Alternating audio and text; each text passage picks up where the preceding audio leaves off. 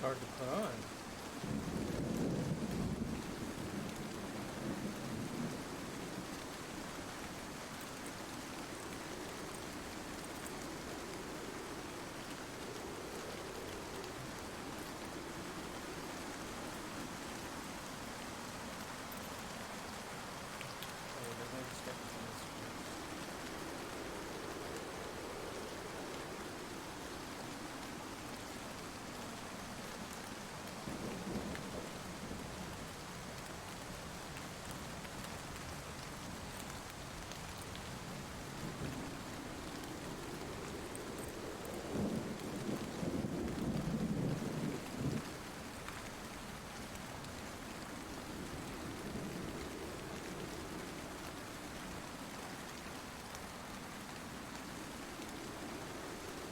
Almost got it.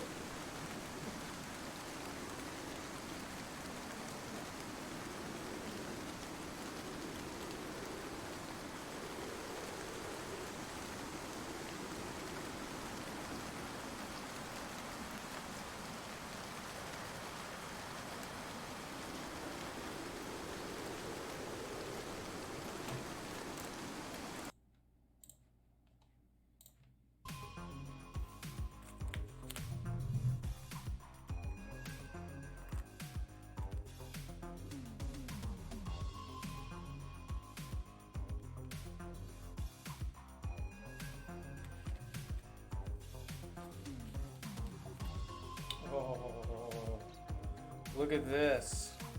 Hello, good Sir Knight. Why are you so educated in the ways of science? Just magic, really. Look at this. Look at that.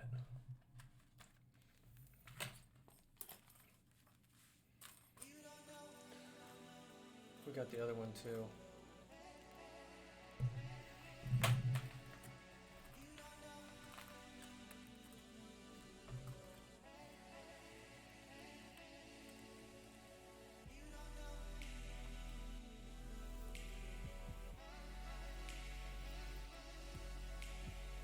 These are hard to put on, though.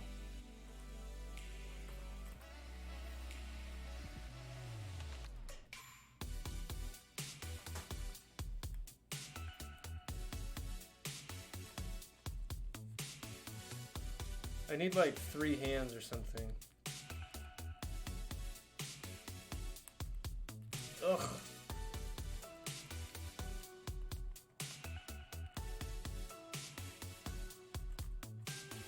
What are these things called anyways? Like, arm protectors?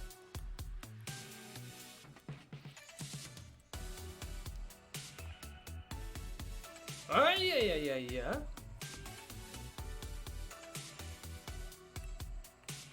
Got it. Greaves.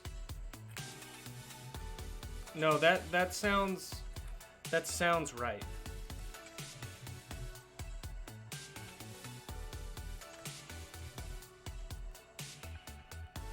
Oh man. Do we need to take back the Holy Land, Professor Estes? Yes, we do.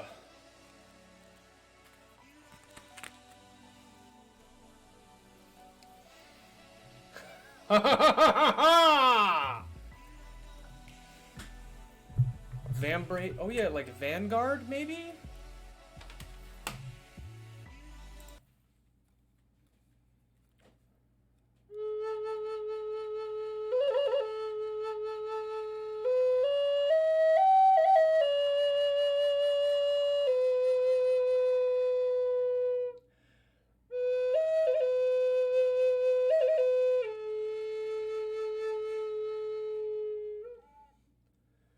We're going back in time.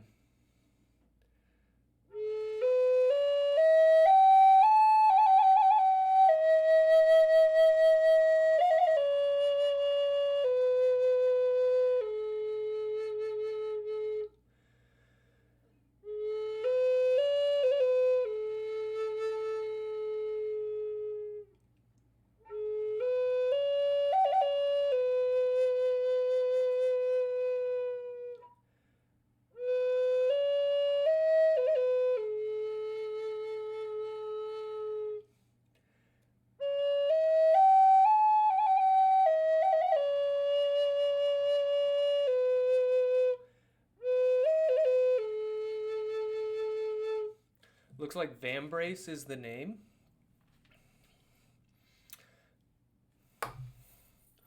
Never even heard of it. Vambrace. Ooh. You got to get into wooden flutes. I agree with that. I love this flute. I want to get another one. I want to get like a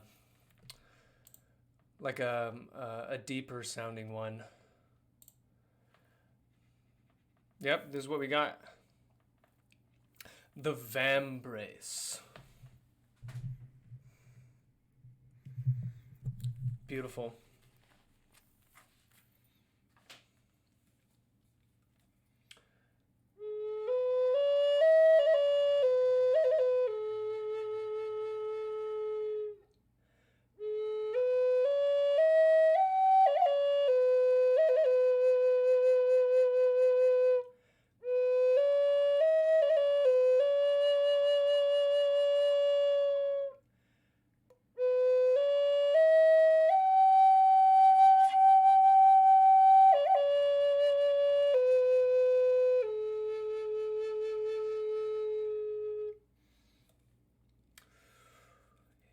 Yeah, buddy.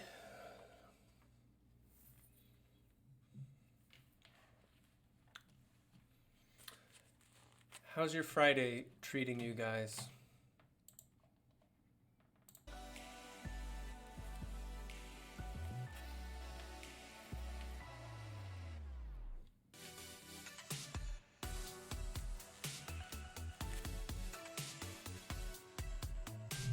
Where can I get some chainmail like that?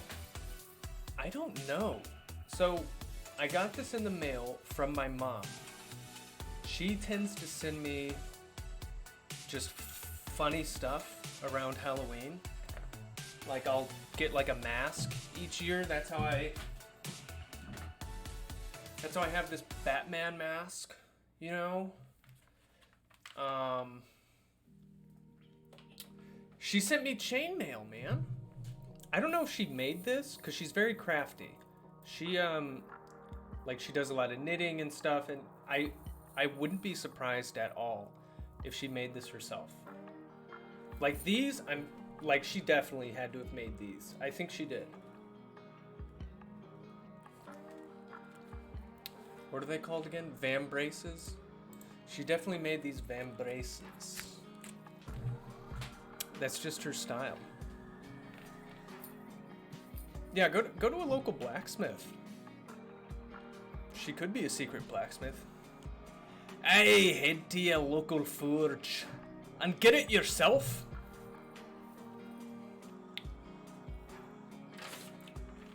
Go to ye forge. Can she make a full set of armor? Most likely. I don't see why not. She can forge it. Does the chainmail get stuck in the hair?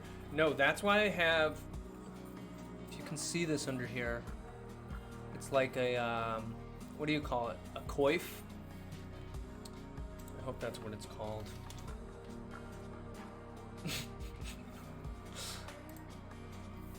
A coif, is it? What is this? Yeah, something like that, right? A coif. Brilliant. Yeah, see, he's got something on under there. Protects the hair.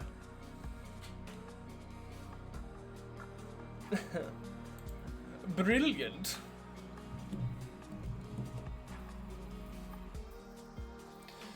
Yes, yes, marvelous. Marvelous.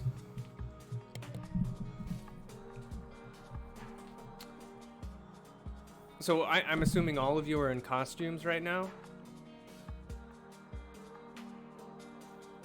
I mean, I can't be the only one, right? I mean...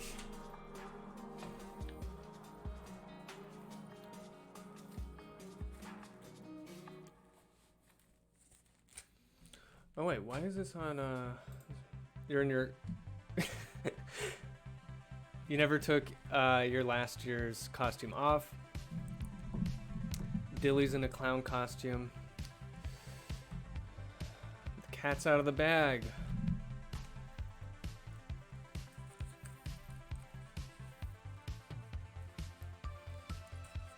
Oh, that's funny. Okay. What do you say we do some flight dynamics, people?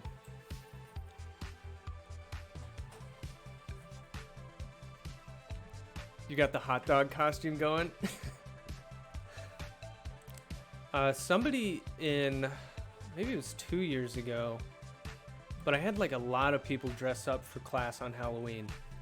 And somebody was wearing a full Teletubbies costume. No joke.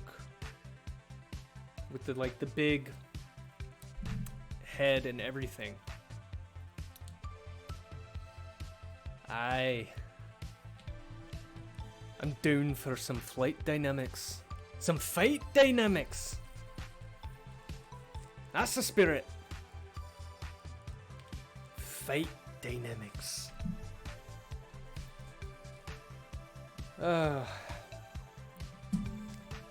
Love it.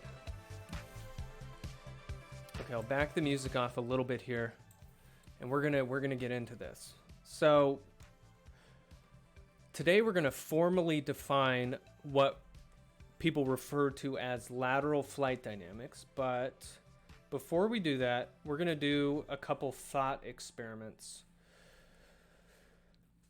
So we'll get into the mathy lateral flight dynamics pretty quick.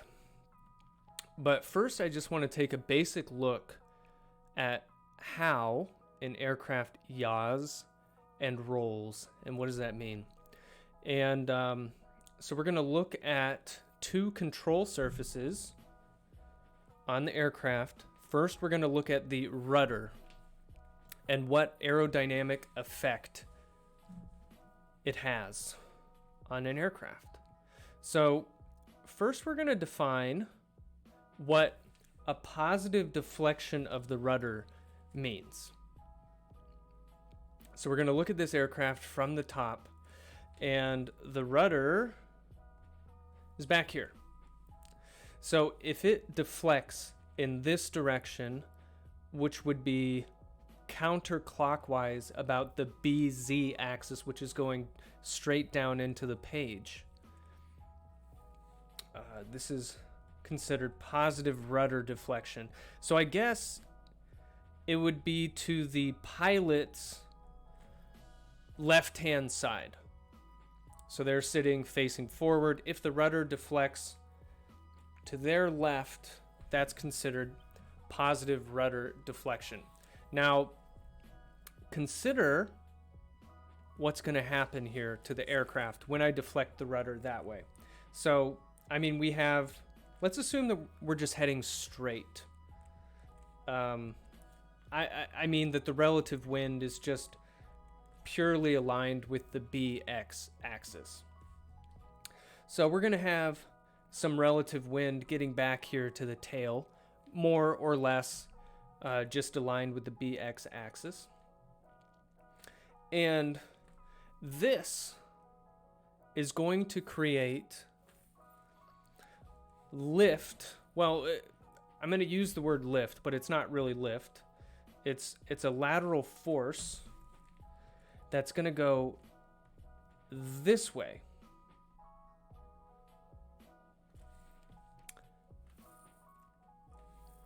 So I'm going to say it this way. When I deflect the rudder in this way, the rudder creates, we'll just call it like lift in this direction.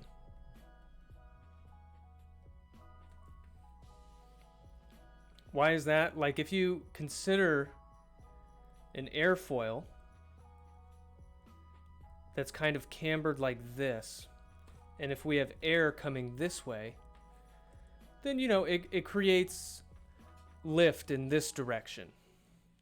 And we're looking, when we look at the rudder from the top view here, it looks kind of similar to a wing that's kind of oriented in this direction. So deflecting the rudder this way, it creates like a lift in that direction. But really, we should call this lift a lateral force. And this is created at the tail. Now, this is acting about the CG via a moment arm, right? And so this is going to create a yaw moment,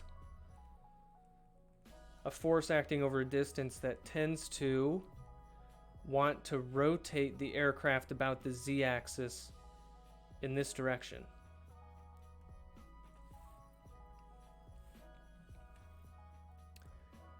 Now let me ask you this.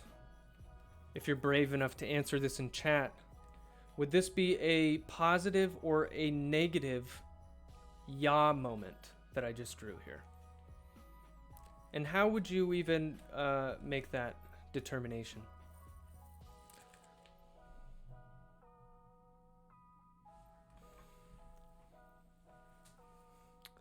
And if you get this wrong, you're going to be challenged to a duel to the death. Negative. Okay, fortunately, you all passed the test.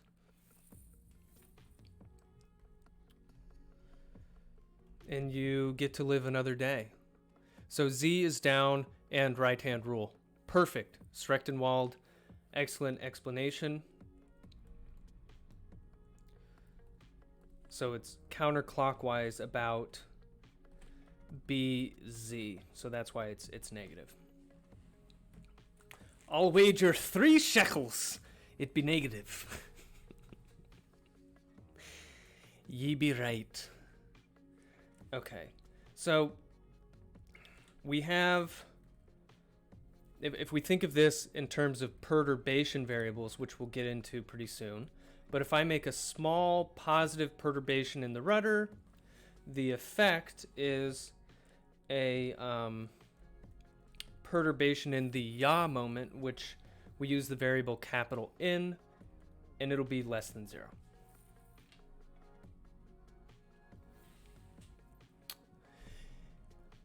All right. Let's look at this same situation from the front of the aircraft, because I want to show you another effect here. So remember, positive rudder deflection is kind of pushing the rudder towards the pilot's left. So it's kind of going to look like this from the front. Positive rudder deflection.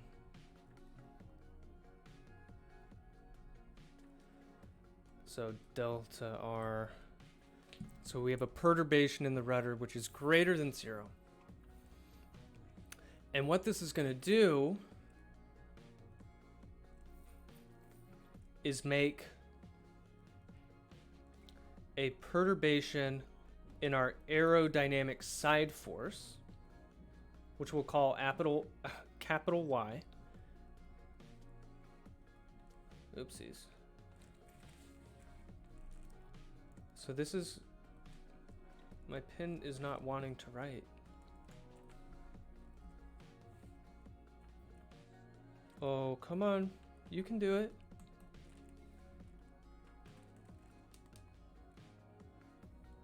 Did my pen just die? Are you kidding me?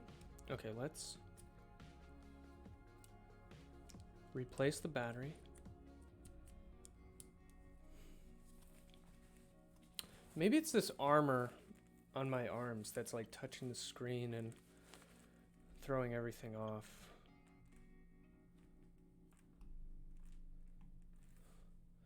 Well, let's try the Bluetooth here.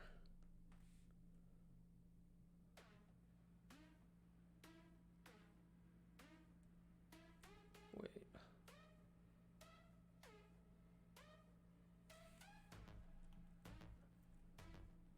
Your batteries don't work in your dark ages. I'm gonna have to get like a windmill to power this. Okay, we have to debug this really quick.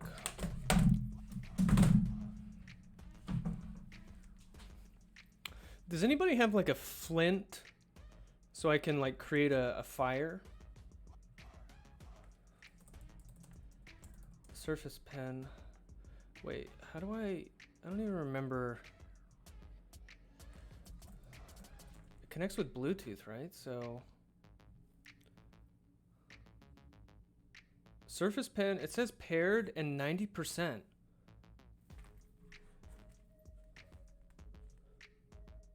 Okay. So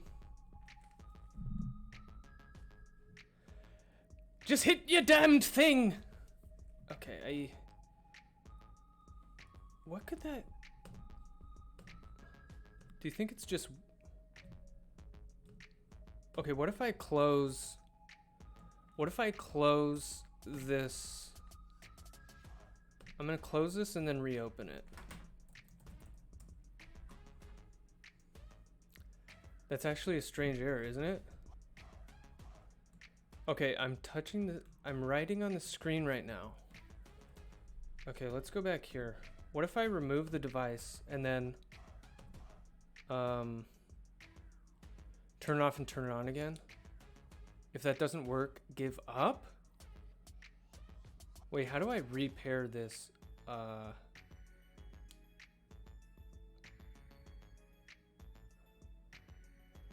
disconnected it and now I don't even actually know how to reconnect it.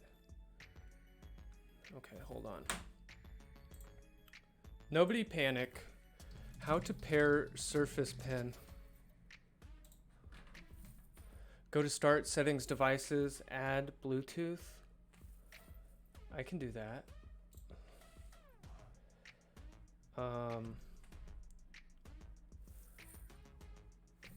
Add Bluetooth device. Press and hold the top button of your pen for 5 to 7 seconds until the LED flashes. Wait, no, don't panic, don't panic. I said don't panic. Maybe the pad is paired and the pen is dead, not paired. But no, because the do you have dial-up pen pairing? Maybe your wife is on the.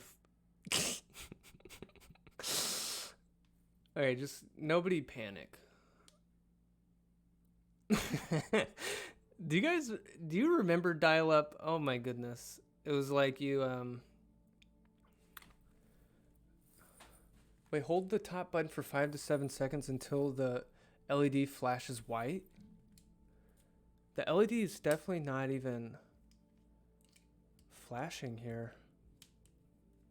Okay, let's see.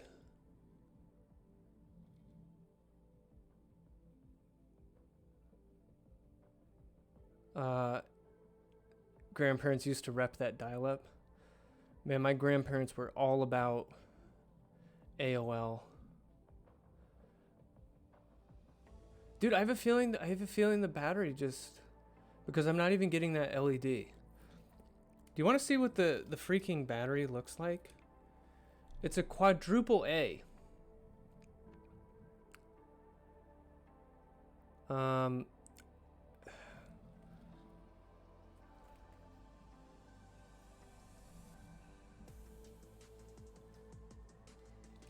No way. Okay, I don't even know if I have.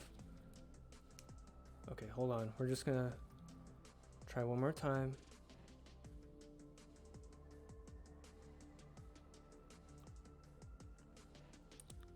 Wait, don't panic. I said don't panic. All right, we're gonna check for a battery.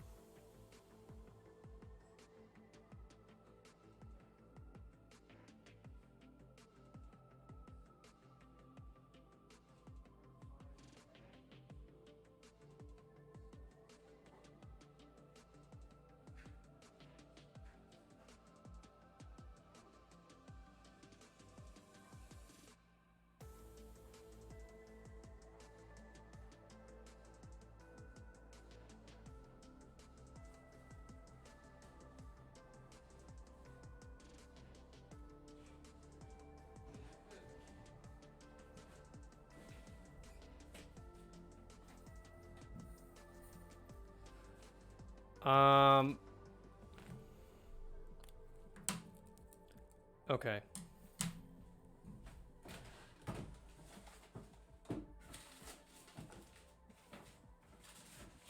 I couldn't find a bad...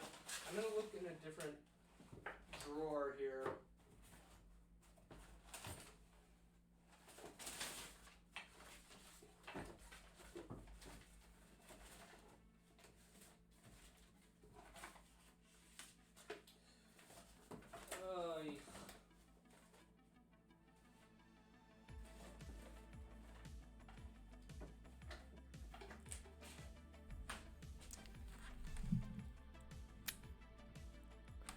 Okay.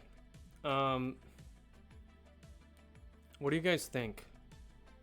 I could write on paper and direct the camera at the paper. What else could... I mean, what's a good solution here?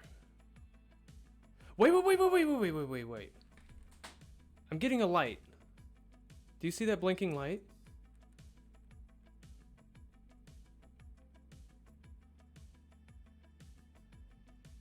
No way. Oh, wow.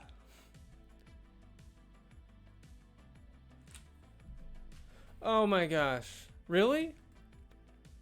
And now it's just back?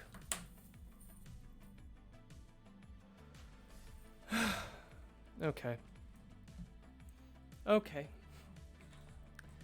Wait, did you guys panic?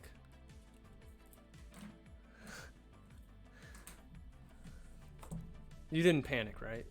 Oh wait, what is that? Okay, no, we're back. Okay. Okay, good. Look, we got through that together. Maybe the battery got loose or something? Yeah. I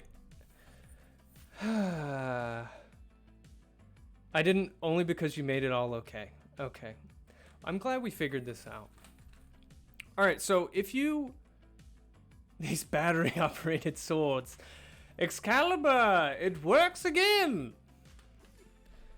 Blessings! Alright.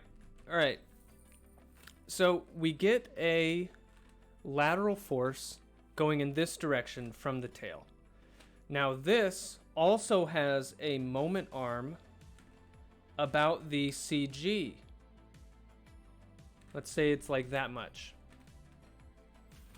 And so what's going to happen is we're going to generate another moment, and this moment about the BX axis. Now, is this a positive or negative rolling moment? And if you get this wrong, you will be beheaded.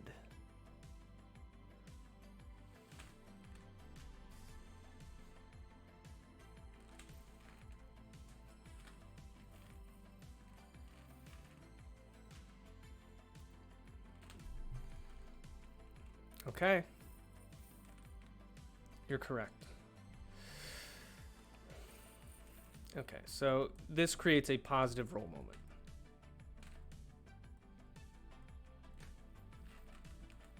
So positive rudder deflection creates a negative yaw moment, but a positive roll moment. Okay, so let's summarize this with some mathematics. So each of these partials, all this means, like this one is change in lateral force with change in rudder. That's all it means. So we saw that a positive rudder deflection generates a positive lateral force. So this means in general for an aircraft, you're going to find that this partial derivative is greater than 0. All right. The yaw moment, we saw that that was less than 0 with a positive rudder deflection. So it means that this partial derivative is less than 0. And finally, positive rudder creates positive roll. So this partial derivative is greater than 0. Okay. Now that we've talked about the rudder, let's talk about the aileron. Or ailerons, I'm sorry, because there's two. So we're going to look at an aircraft from the front, and I'm going to define what a positive aileron deflection is. So ailerons are tabs on the outside of the wing that we can send up on this side, and then the corresponding aileron on the other side, we're gonna put it down. This is considered positive aileron deflection.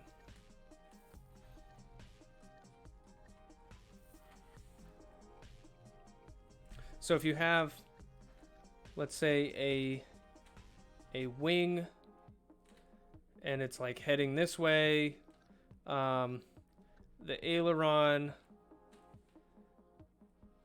yeah, let's like look at this one. I think you guys get it, but it's like if you had a section of this and you could rotate it downwards, just like a hinge on a door. So it's kind of like going down now. Okay, so what's going to happen here is on the left wing, this is going to increase in lift when that goes down. It's like increasing the camber on the wing. So this wing, it's going to experience this. This wing's going to experience the opposite. There's going to be reduced lift.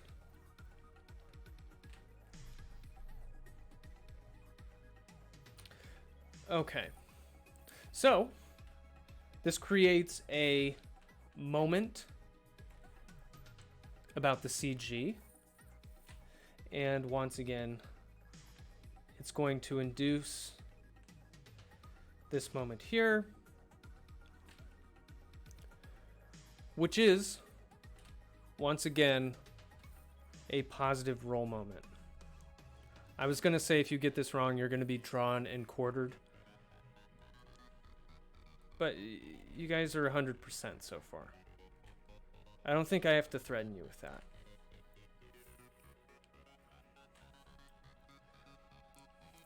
Okay. So positive change in the ailerons induces a positive change in our roll moment.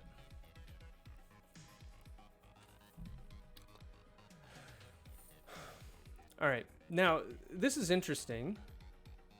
Once an aircraft starts to roll, so like in this case, what's next? So I want to point out two features that happen when an aircraft rolls. So the first thing I want to point out is the aircraft temporarily loses lift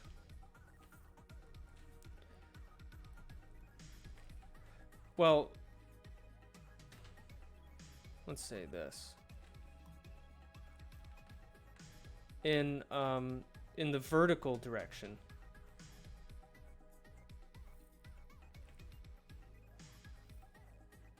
Does this mean that things, the lift is a function of speed, pitch, are things that will affect the response of the aileron? Let me see if I understand that.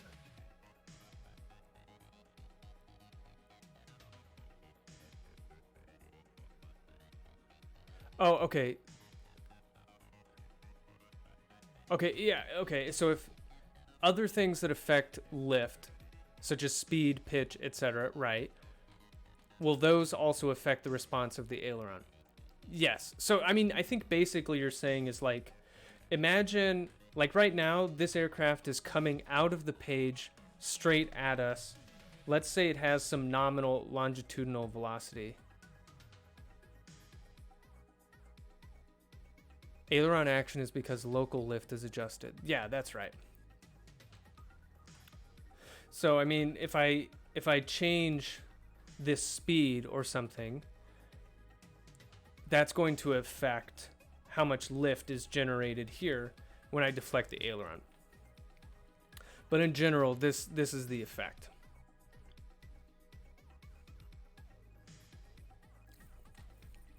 So we temporarily lose lift in the vertical direction and drop in altitude as a result. Loses lift in the vertical and drops in altitude and gains side velocity. So it loses some altitude but gains side velocity when it begins to roll. So let's look at a picture here. So we introduce a roll angle, maybe with our aileron control. And let's say at first, you know, the plane is just, so this is a rear view, by the way. We were looking at the front, now we're looking at the rear. So BX is going into the page. But let's say that, so we have the weight vector here. When it was flying just straight at constant altitude, we have, let's say that the lift was equal to the weight, right? But now, let's say we have some small change in roll. And in like a small instance from now, let's say that this is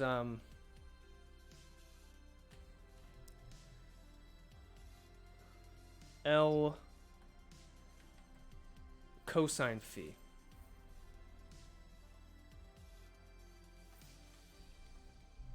Which is, I should have drawn this like a little bit shorter.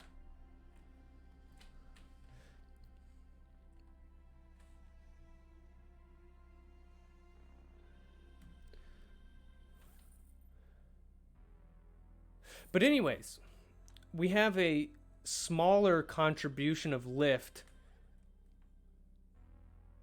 in the... Oh, wait. I did this wrong. Okay, I have this much lift. And then when I rotate... Actually, the lift shouldn't change. It should just change where it's pointed.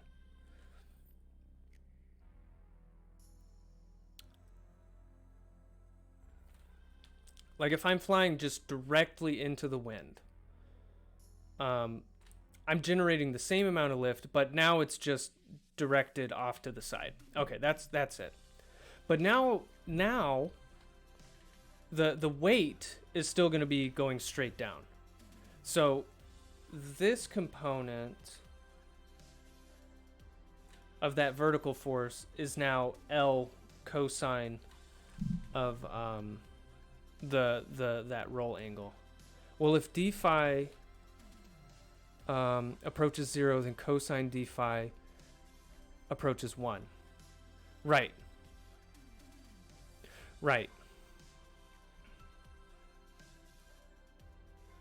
Okay.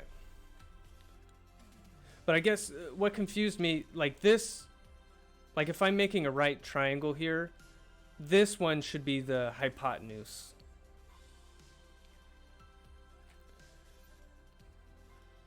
And yeah, so then this component, when I roll, now these two don't balance each other out perfectly anymore. So they balanced each other before lift was equal to weight, I was flying straight. But now I have L cosine of my bank angle will just be a little bit less than the weight. So before the roll, lift was weight. Now after the roll, my vertical force is that cosine phi, and it's less than the weight. And also there's a side force. So this is going to cause me to lose altitude. But now I have a side force, or lateral force, which is L sine of the bank angle. L sine of that bank angle. This is my lateral force, just introduced by rolling the aircraft.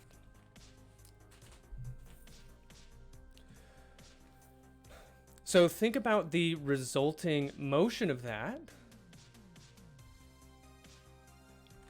Now this is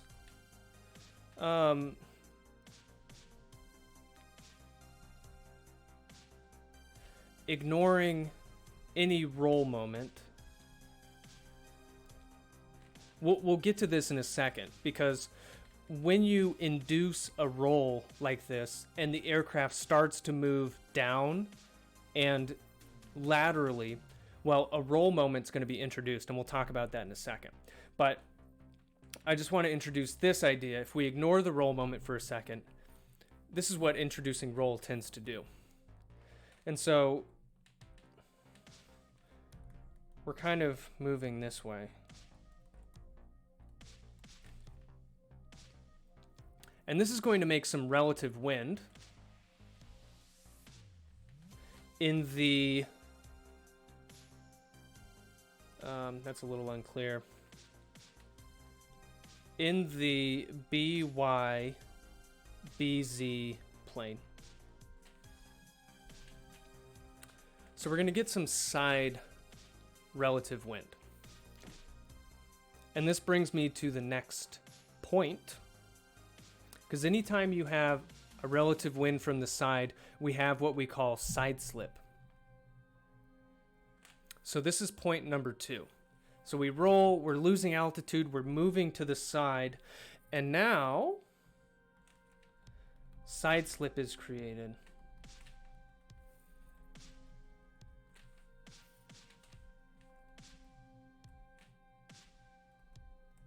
From the relative side wind.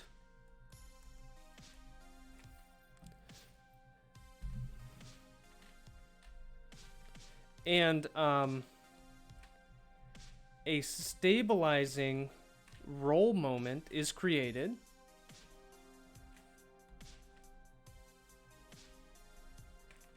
if this partial derivative is greater than 0. So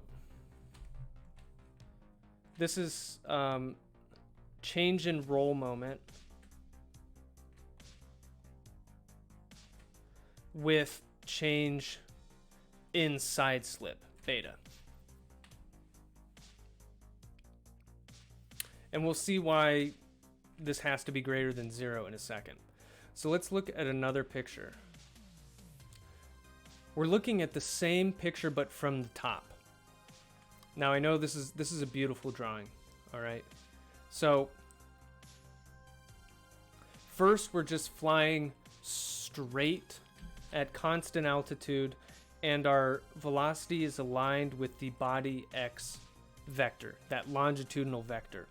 Now, if I rotate an angle phi about bx, and this is a positive rotation shown here.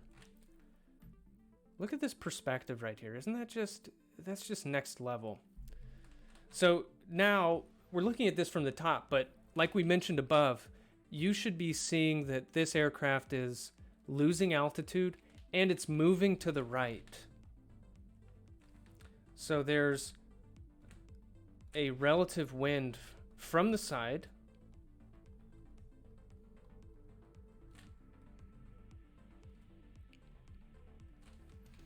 All right. So what I'm going to do, because I'm moving this way, I'm going to add what I'll just call like v side to my original velocity. And if you add these two together, we could say we have a new velocity, which is now a combination of my original forward speed and a little bit of side speed.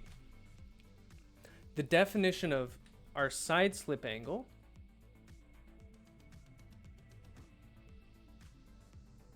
this goes back to when we discussed the wind frame, but it's the arc sine of your side velocity over your net velocity, which just for this example, I'm calling v side and v new.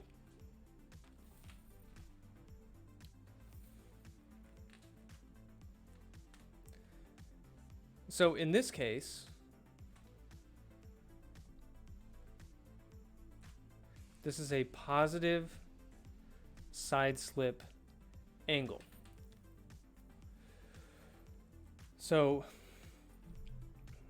if you create a positive roll angle, that will, through the motion, create a positive side slip angle. And there's two possibilities here.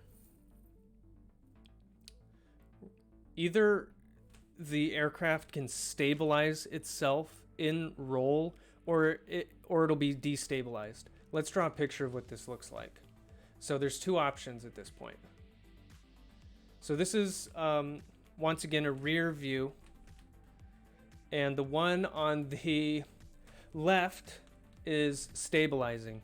So I start to roll to the right, and immediately I start to lose altitude, but I have some side force that creates side slip. And in this case, there's a moment that's created, and this is about the B, isn't that less than 0?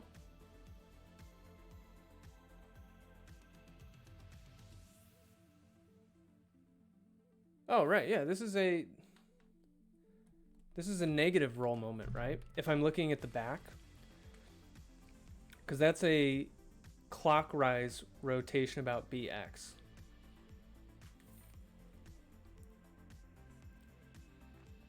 Okay. So if the aircraft naturally tends to generate a roll moment that's less than 0 from a positive side slip, then it's stabilizing. Destabilizing, I introduce roll, I start moving to the side, and there are cases where an aircraft will just reinforce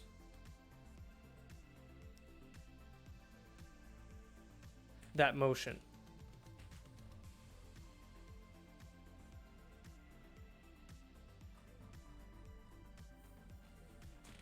Did I say it had to be greater than 0 up here? This is definitely wrong.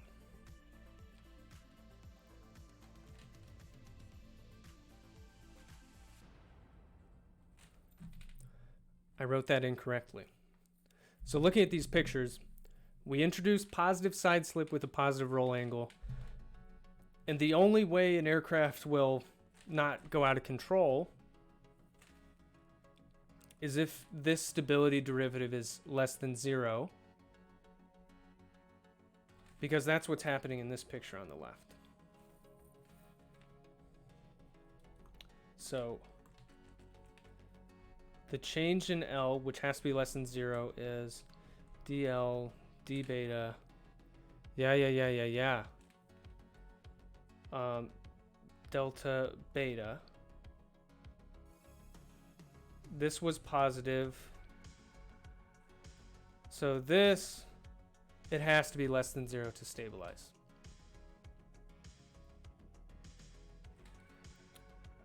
And then in this case, greater than 0.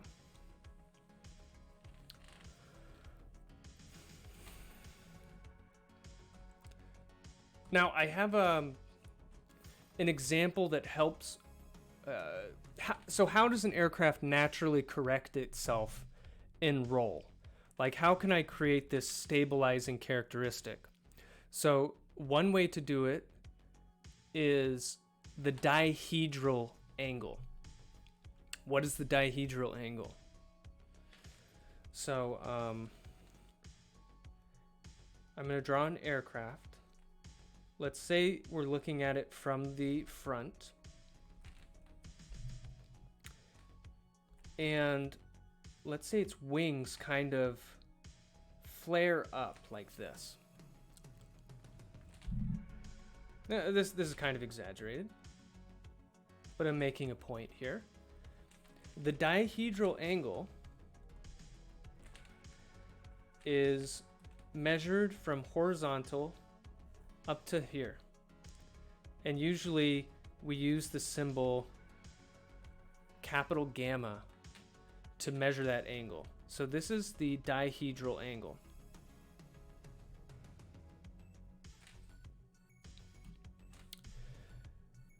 A positive dihedral angle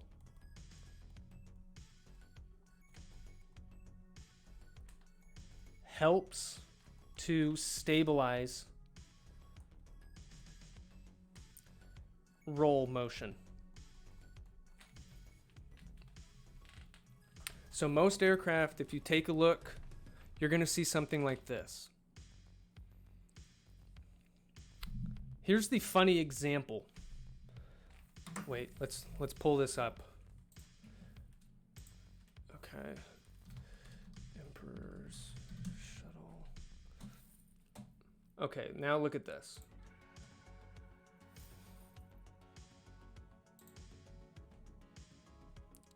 No. Let's do this. This.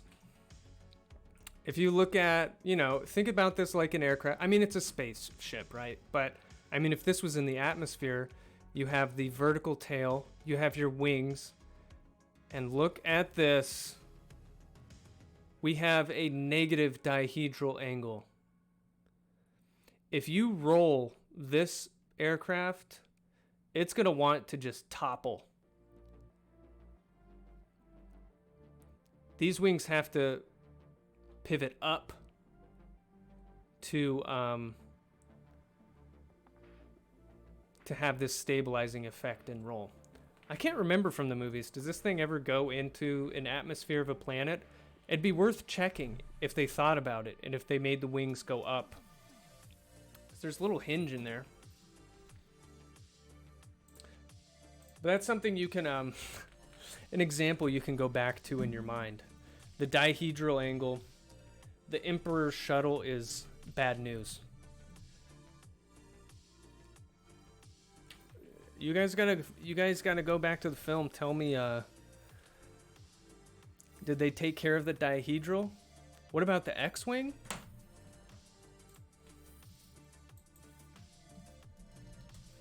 Well, that has two wings, right? It's got like, kind of does this. Ugh. It looks like they have one that has positive dihedral and one that has negative. And then sometimes they bring them together and there's no dihedral in this case. With the wings in that lower position, it aligns the center of thrust with the center of mass. Hey, I mean, that's okay. But just watch out when you start rolling, my friend. Okay.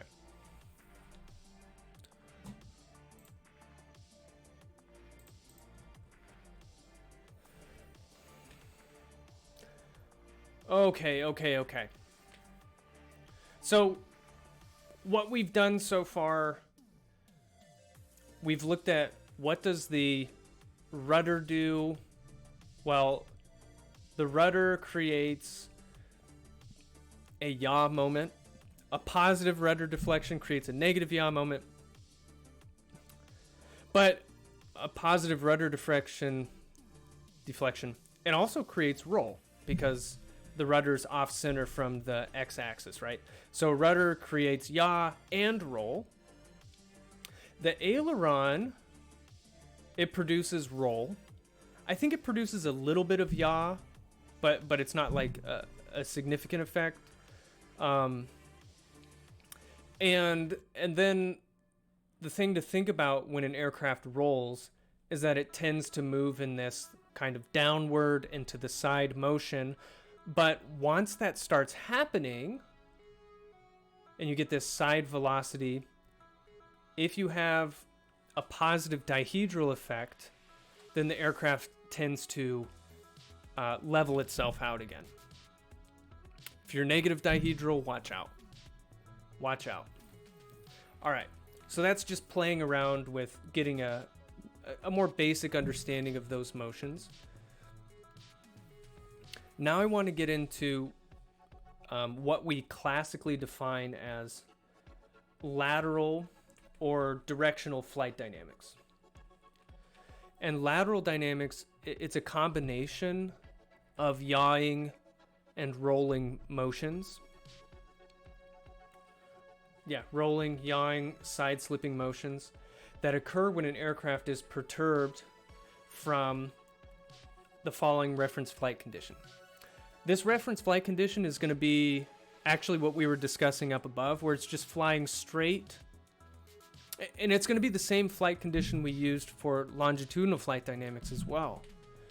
So let's get into it. So this flight condition, we call it steady. So think of this as we're just flying straight. Well, steady combined with non-turning. We're going at constant velocity. We're not turning at all. We're assuming that the original roll angle or bank angle is 0. We're assuming initially that we have no side slip. And we're assuming that the atmosphere, we're neglecting density and temperature changes with altitude. We're neglecting wind, other than the relative wind we generate just by our own velocity. And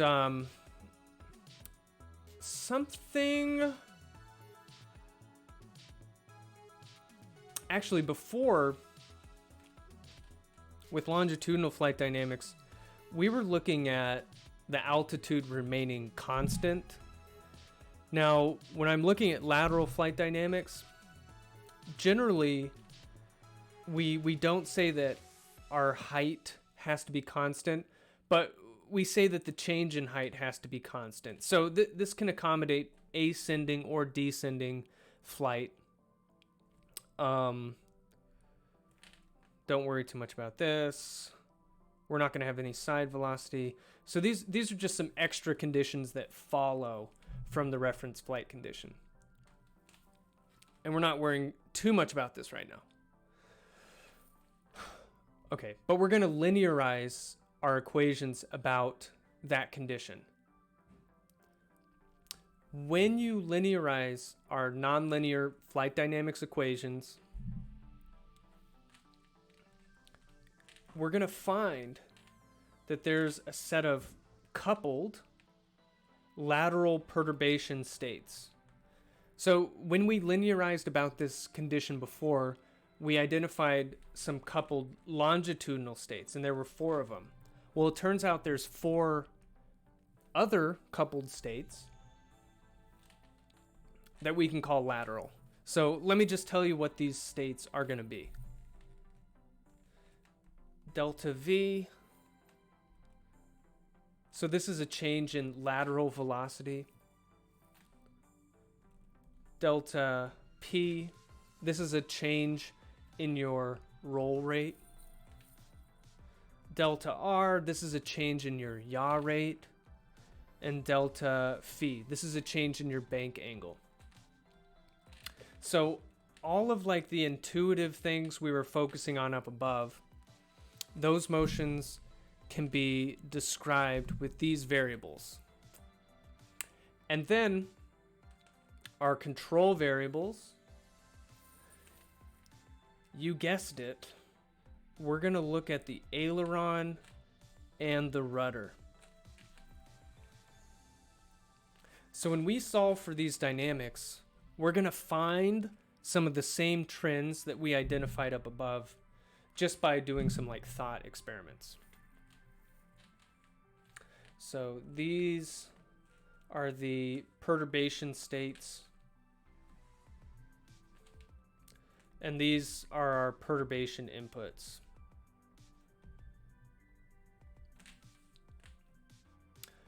All right.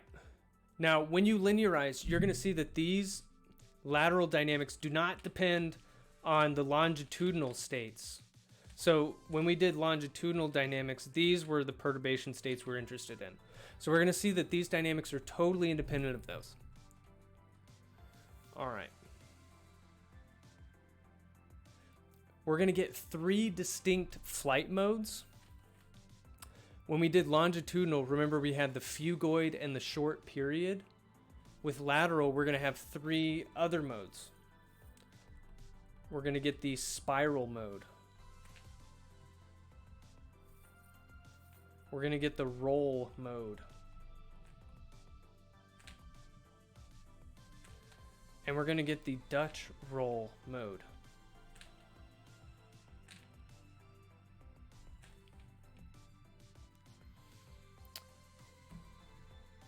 And I think on Monday, we'll get into what these actually look like. Okay. So, we have to linearize these equations. Oh my goodness. These 4. So we're going to linearize V dot, P dot. Dutch roll sounds like a dessert. It does, doesn't it? I actually don't know the origins of it. Like, was it some Dutch scientists who discovered this mode?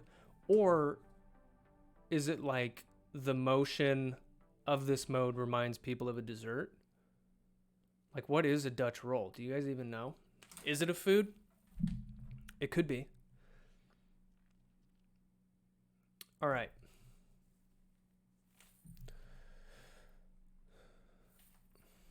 So we are going to linearize these 4 equations about the provided reference flight condition.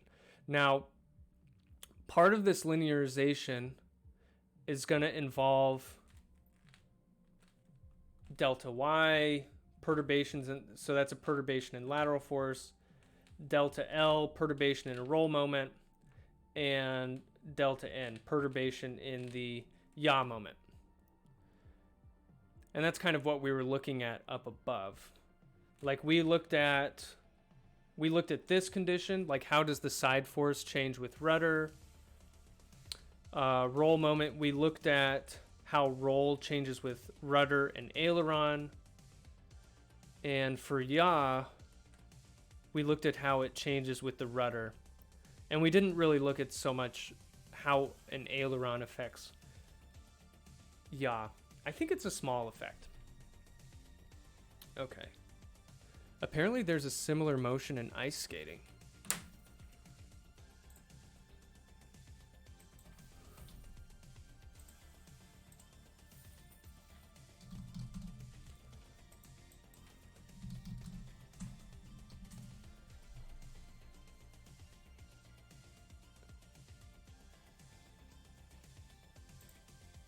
Yeah, I mean it's hard to see over here, but yeah, we'll show, like, at least for an aircraft, it's this kind of fall. Sometimes they call it the falling leaf motion, but it's like you're losing altitude and you're swaying side to side to side to side. Yeah, maybe it comes from ice skating.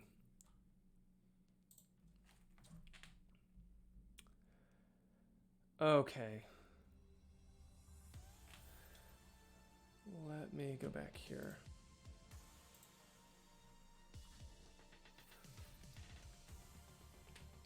Okay, so I just want to rewrite this really quick.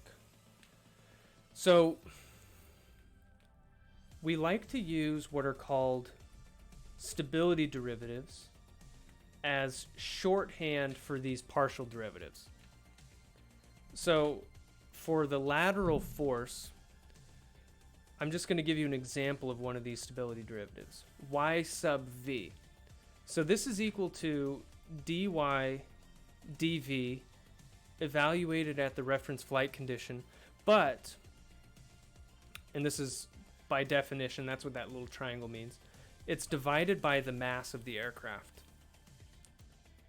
And, you know, similarly, y sub p is going to be 1 over m dy dp evaluated at the reference flight condition. Okay, so I'm going to rewrite this perturbation in the lateral force in terms of the stability derivatives. So for dy dv, this is equal to m times yv and then delta v. And then same with all of these. That's the same as m yp delta p plus m yr delta r plus m y delta r delta r.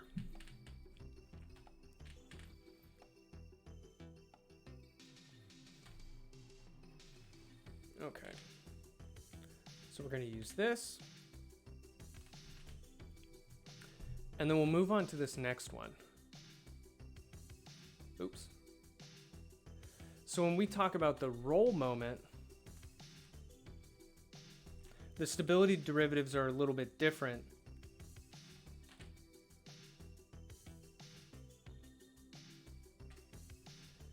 L sub v, for example, is 1 over the inertia about the x-axis, dl dv, evaluated at the reference flight condition.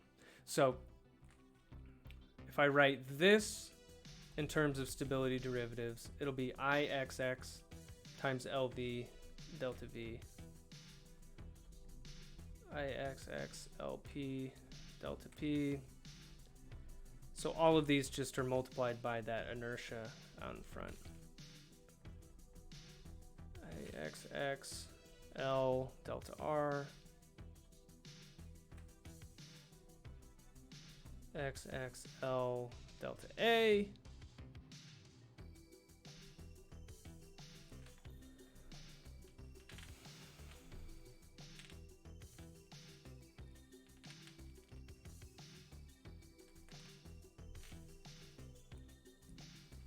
okay.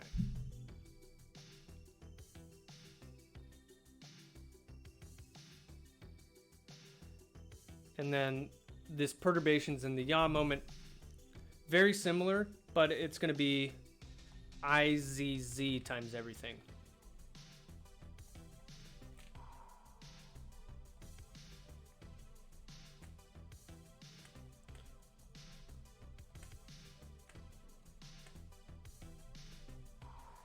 In delta R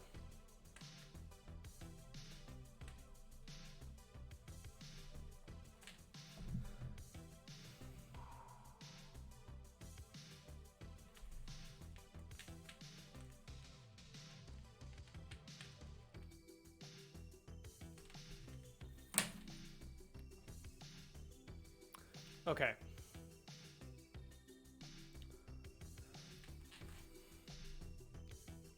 So next, we're going to blast through linearization of the 4 nonlinear equations we identified to get the perturbation variables. Now, the very first one of these is getting the delta V dynamics. So we have to linearize this equation about the nominal flight condition given above. Now, this one I'm actually not going to do because I realized our next homework has you calculate this yourself. So I don't want to do it here. You're going to do it, but we're going to linearize the other. We're going to linearize the other 3. I just realized that. Okay.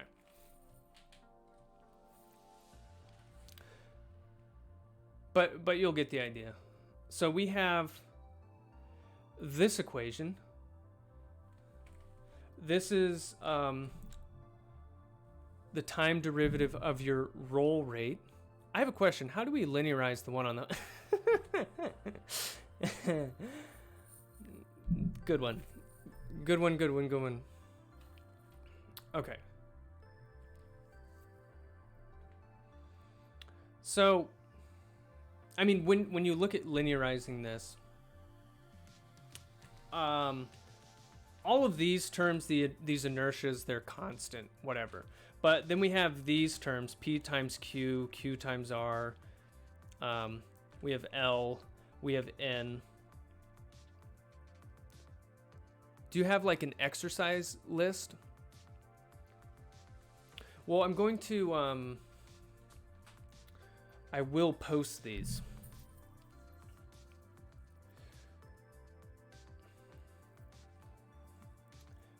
Let's see.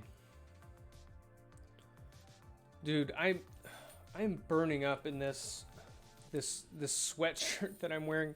Okay, give me 1 second. Because I feel like I'm gonna die. I would hate to take off this chainmail. Oh. But I have to lose this. I'll be right back.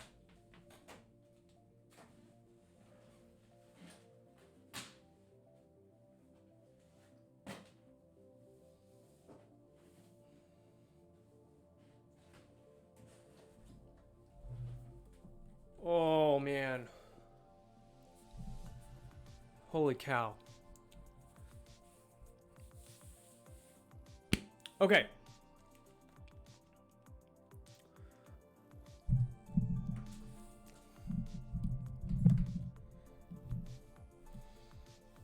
Okay.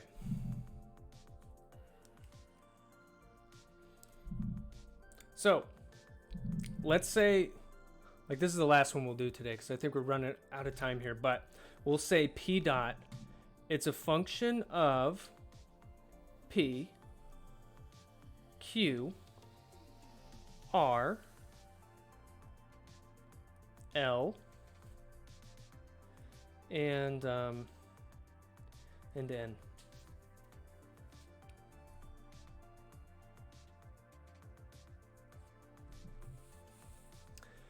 And if we're going to linearize this,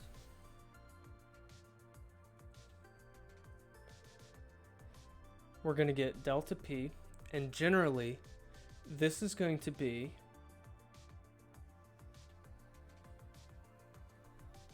dF dP evaluated at our reference flight condition times delta P plus dF dQ,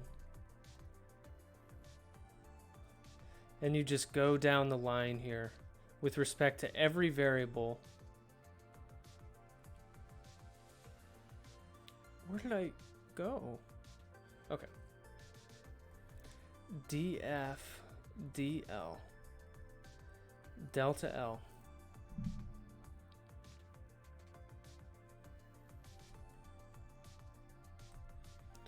dF dN delta N.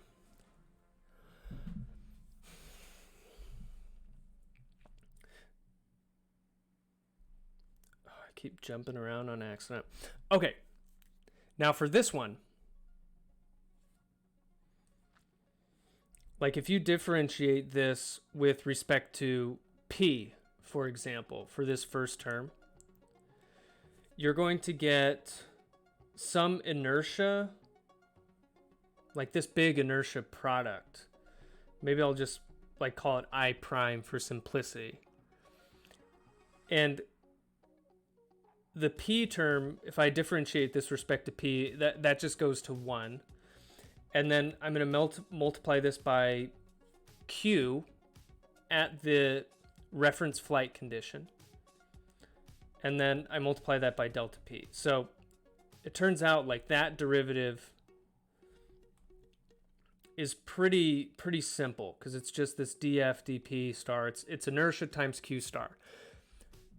But from our reference flight condition, because we're not turning, q star is equal to 0. So at least this term goes to 0. And I'm just going to spoil this for you. This is going to go to 0. And this is going to go to 0. 0, 0, 0. So for this one, and I guess I listed here, due to the reference flight condition, the only non-zero terms involve delta L and delta N. So these guys like down here. And hence these terms. So delta P, it's going to be IZZ over, so I'm taking the IZZ from over here, and then I'm going to divide it by this. IXX IZZ minus IXZ squared times delta L plus IXZ over IXX IZZ minus IXZ squared times delta N.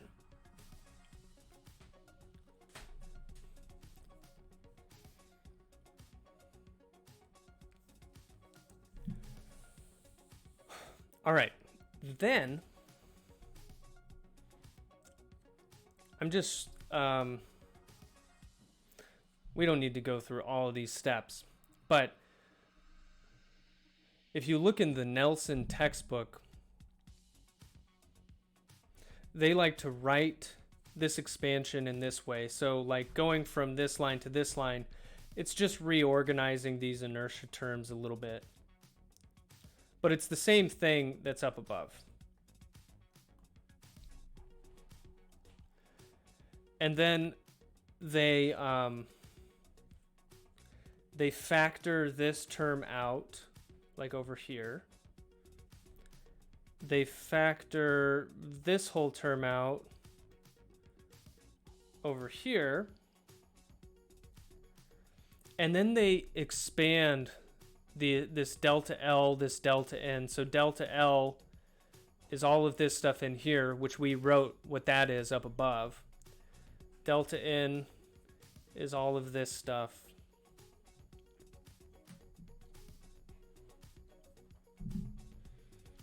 And then because they don't want to deal with having these like big inertia terms when they write it out, what they do, actually beneath this box, I'm going to define this. They define this like LV star, which is 1 over this like inertia thing.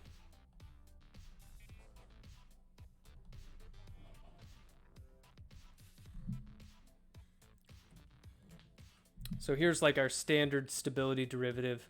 And then they define LV star as this inertia term times LV. And there's no real physical reasoning to this. It's just that we're defining a new term to make us write less, essentially. Which I guess works.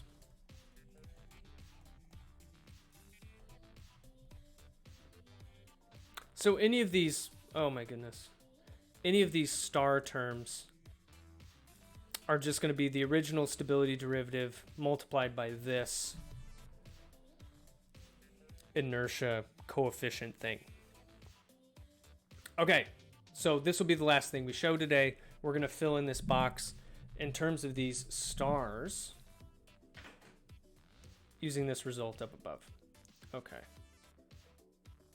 So delta P dot is LV star delta V plus LP star delta P plus LR star delta R plus L delta R,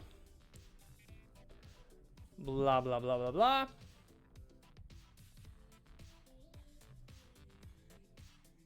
So these are all the L terms, like from up here.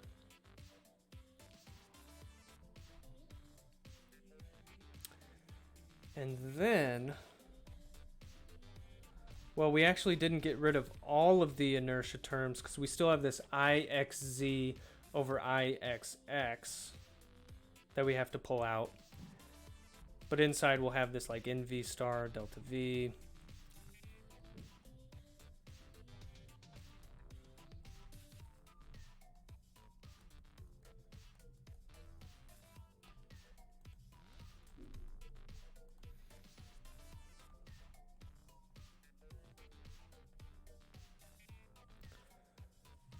Oh man.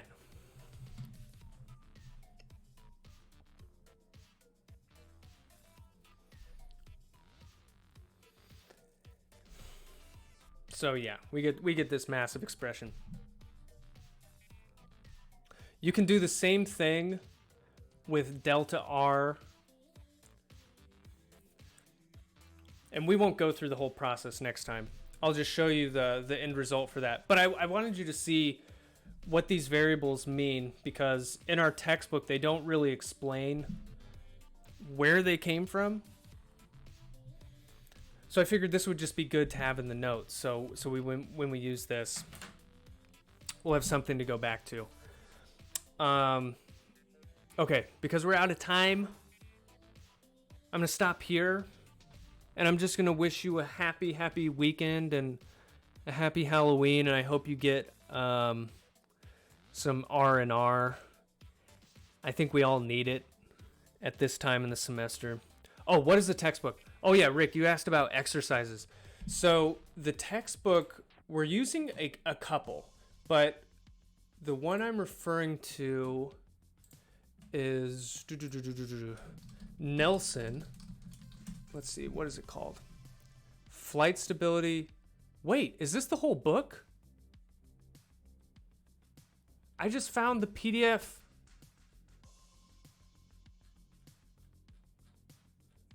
Okay.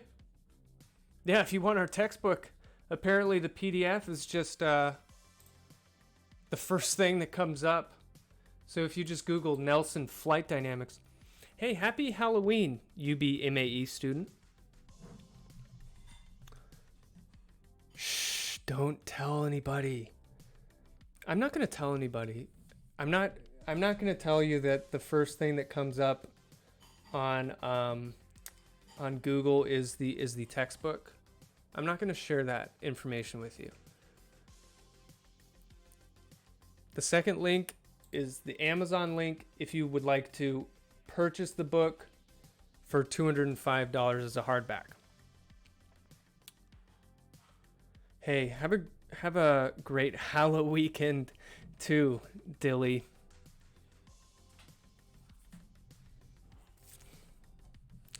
That's funny. That is funny.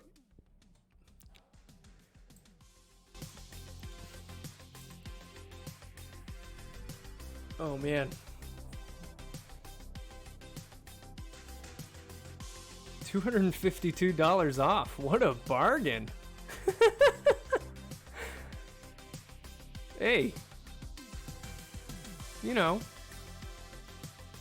sometimes you find a deal. Sometimes you find a deal. Oh my goodness.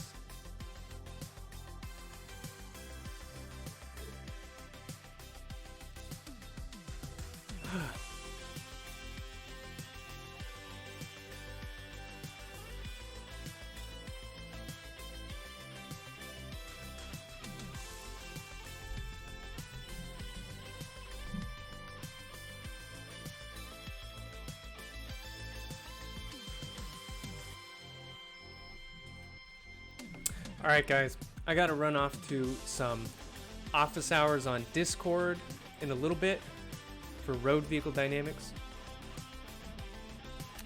But it's always a pleasure hanging out with you guys.